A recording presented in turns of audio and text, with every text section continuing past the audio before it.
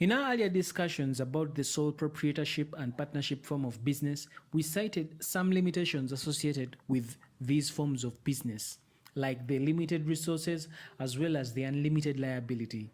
These and some other shortcomings associated with the sole proprietorship and partnership form of business led to the emergence of the joint stock company, a form of business where persons incorporate having joint capital divided into transferable shares.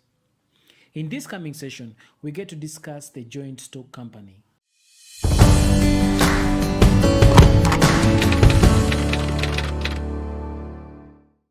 Let me begin this way.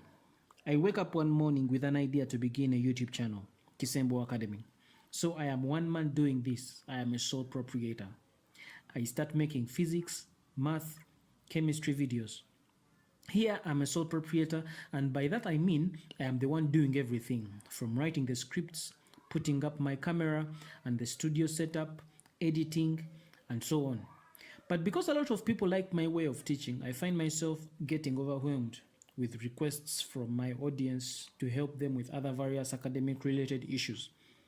So it's time to get some help from some other people. So I seek out some other like-minded people to help me with tasks like search engine optimization, like designing my thumbnails, and also I decide to expand and incorporate other subjects. So because of this, I choose to partner with some individuals to effect this. Kisembo Academy then becomes a partnership. So as we expand, we soon realize that our partnership has its own limitations and downsides. Like for instance, unlimited liability, and still resources are limited, yet we want to expand and include 20 more subjects to satisfy our ever-growing audience. So what happens is we decide to change our form of business from partnership to joint stock company. Making Kisembo Academy a company means having joint capital with other co-owners. In other words, I invite other people, it could be friends or relatives and so on, to invest in my company. So what happens is that whoever likes the idea of Kisembo Academy will invest, and what these investors get in return is they become co-owners with me. They become shareholders. Each person, therefore, that invests in Kisembo Academy owns shares in the company based on the amount of stock purchased. So a joint stock company is simply a voluntary association of persons incorporated into a business having the capital divided into transferable shares of a fixed face value with limited liability, perpetual succession, and a common seal. After making Kisembo Academy a joint stock company, what does this mean? Let's look at some of the features of a joint stock company. Number one, a voluntary association of persons in the corporation. That is, two or more people come together at free will to do business and are incorporated under the company's seal. Then the characteristic of artificial person. A company is an artificial person according to the law. This means, like a natural person, a company can do certain things like owning property in its name, entering into contracts, borrowing or lending money. It can also sue and be sued. So a company is more of a person without a soul. Then it has another characteristic of what we call separate legal entity. By this I mean a company has an existence that is entirely separate from and independent of its own members. It has its own legal identity, so a member of a company is not liable for the company. A company also has what we call a common seal. I mean, a company being an artificial person cannot sign for itself. Therefore, it acts through agents who are the directors. This means any document bearing a company's seal is signed by two or more of its directors. Then we have what we call limited liability. Members of the company are only liable to the face value of the shares brought or the amount guaranteed or subscribed. This means in case the company fails to pay its debts, the personal property of the shareholders is not attached, or it's not attachable to recover the dues of the company. And then also there is what we call transferability of shares. We said that for joint stock company, ownership is in form of shares. If the company therefore is a private one, the shares are owned by specific private individuals. However, for a public company, shares can easily be sold and bought by the general public at the stock exchange market. Then, perpetual succession. By this I mean a company enjoys continuous existence. Its life is not affected by the death or retirement or insolvency of its members. A member of the company can choose to go and the company will still remain operating.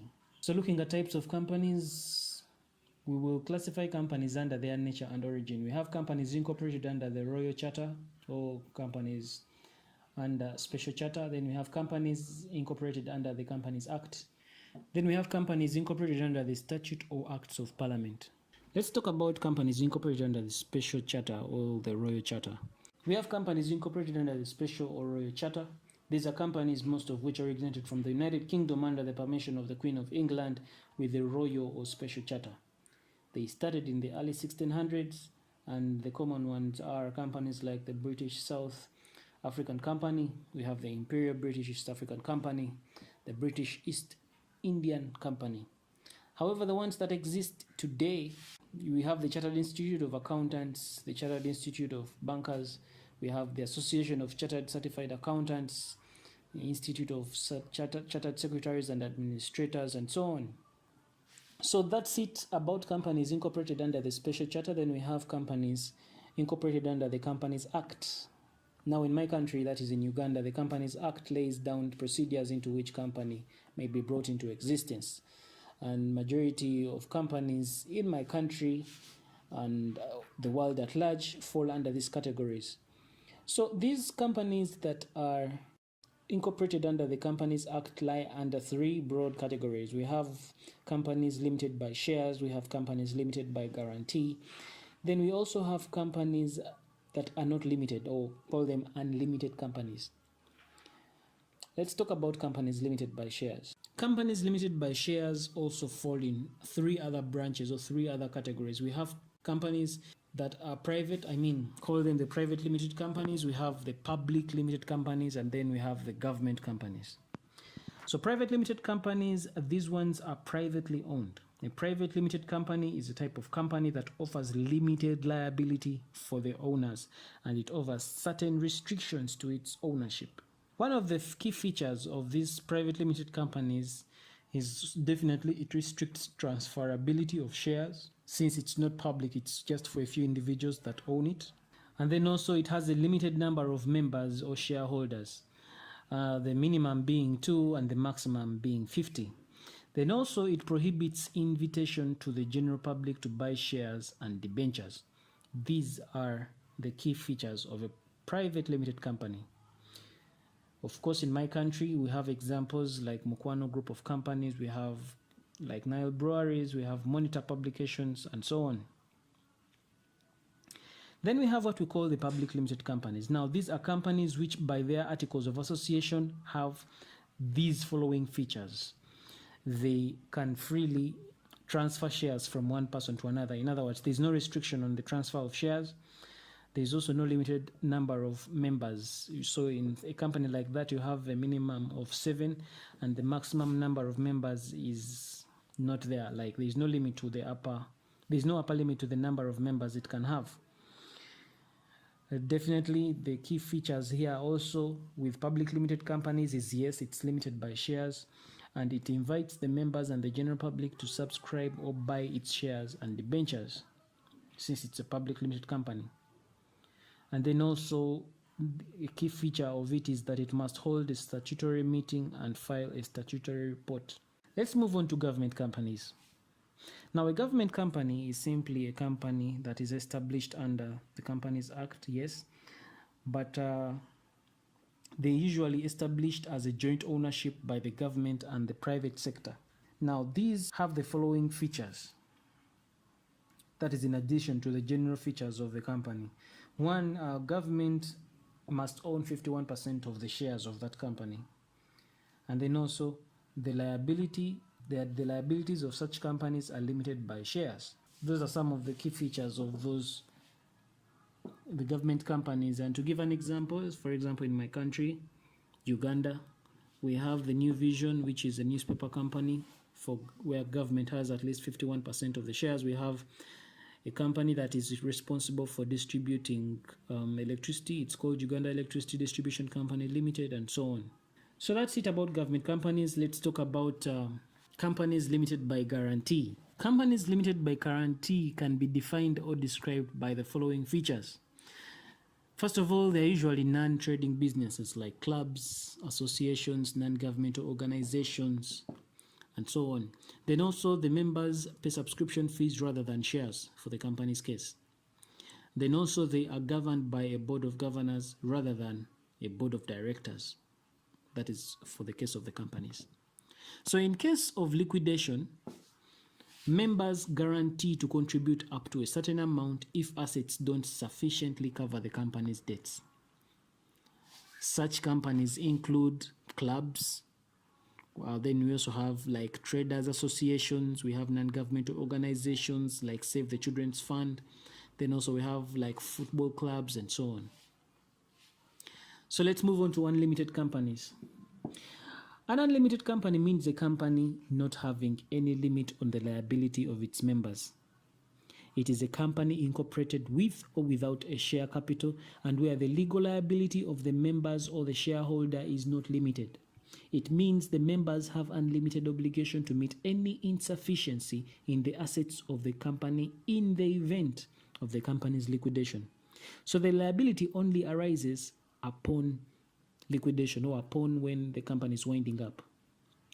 Therefore, prior to any formal liquidation of the company or any kind of winding up of the company, any creditors or security holders of the company may have recourse only to the assets of the company, not those of its members or shareholders. In other words, during operations, an unlimited company is similar to a limited company in the sense that the creditors cannot pursue the shareholders' personal assets to clear outstanding dues. However, in the event of winding up, the shareholders of an unlimited company are liable to clear any outstanding dues with their own personal assets, in case it calls for that. So finally, let's talk about companies incorporated under the statute or the Acts of Parliament. These are referred to as statutory corporations, or call them statutory parastatals or public enterprises. These are companies that are incorporated under the special statute that lays down the duties and obligations of the company and the specific laws that govern its activities. Now, such companies are 100% owned by the government, and they include companies like the central bank, in my country's case, the Bank of Uganda. Then we have revenue collecting bodies. In my country's case, we call it the Uganda Revenue Authority. Then we have the Civil Aviation Authority. Then the pension fund, the National Social Security Fund, and so on. All these are government-owned parastatals. So let's go into the advantages and disadvantages of companies. There is free transferability of share from one person to another, which promotes investment and liquidation, unlike in private limited companies, which limit transfer of shares.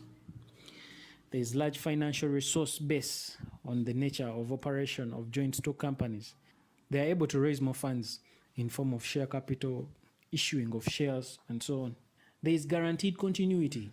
A company being a separate legal entity distinct from its members cannot be affected by any eventuality. For example, in case one of the owners decides to cash out, or in case of death, continuity of the company is guaranteed. Then also the advantage with it is what we call limited liability. That is, in any company with limited liability, the shareholders are liable only to the face value of shares held by them. However, if they cause losses to creditors carelessly, the law of lift the corporate veil can be applied. Economies of scale. The large financial base enables companies to enjoy the merits of large-scale operation. For example, large-scale production, purchase discounts, selling, management, research and development, and so on. Professionalism of management. Companies hire specialized professionals with different managerial abilities and skills. Therefore, competence in management, efficiency, and expertise in the fields of specialization. Public confidence. There is normally public confidence in companies because most of their activities are regulated by the government. Then also companies have what we call tax benefits. Since companies are taxed at uniform rate on their net income in their right, they therefore pay lower tax rates compared to individuals. Then there is diffused risk. The risk of loss in a company is spread over a large number of members, unlike in a sole proprietorship. However, there are also some disadvantages associated with a joint stock company. Number one, there is delays in decision making. A lot of time is wasted in calling and holding meetings and in passing resolutions, since management of this company usually rests in the hands of non-owners, making it hard to make quick and prompt decisions. Oligarchies management. In theory, the management of a company is supposed to be democratic, but in actual practice, the company becomes an oligarchy, that is, ruled by a few. Since most shareholders do not attend meetings, show no interest, and lack of information and unity among themselves. Then there's also lack of secrecy.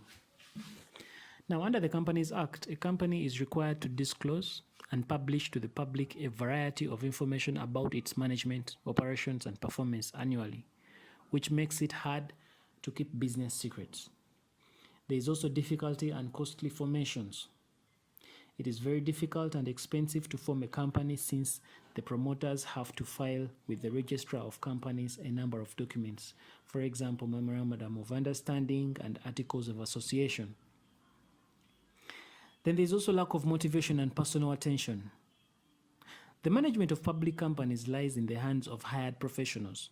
The owners, that is the shareholders, may not have personal involvement and stake, touch and attention to customers and the company at large, which impacts on the success of the company. Excessive regulations. By the very nature of its formation, a company is subject to elaborate statutory regulations in its day-to-day operations. It has to submit periodic reports, auditing and publication of accounts is obligatory, and any changes to be made in the management of a company are subject to the law. Social evils. Giant companies may give rise to monopolies. Concentration of economic power in a few hands, interference in the political system, and cause of industrial unrest. For example, oil-producing companies, IBM, and so on. Then there's what we call conflict of interest. Due to the size of operation of companies and ownership being different from management, conflicts may occur between shareholders and the board of directors, management, and the workers.